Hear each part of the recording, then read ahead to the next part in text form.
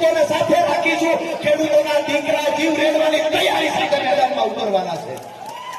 જ્યારે પણ ખેડૂતોએ અવાજ ઉઠાવ્યો છે, ઇતિહાસ એનો સાક્ષી છે.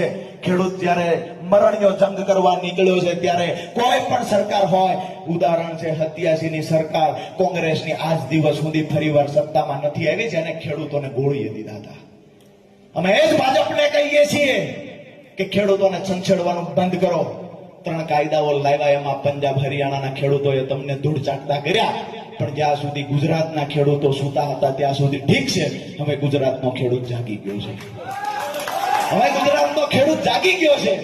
ભલે દેવાદાર બહેનો મોભારો બદલાવાય એવી સ્થિતિમાં ન રહ્યા, પગમાં ચંપલ પહેરે એવી સ્થિતિમાં ન રહ્યો, લુગડા ફાટી ગયેલી હાલતમાં, હું કાયમ માટે કહું છું, એક વખત ખેડૂત બનીને ખેડૂતની પીડા તો જુઓ. અમારો ખેડૂત ઘરે પ્રસંગ કાઢે ત્યારે કાં તો જમીન વેચે છે અને કાં તો બેન દીકરી ઘરાણું ગીરવે મૂકે છે. આ પીડા નથી કોઈ દેખાતી.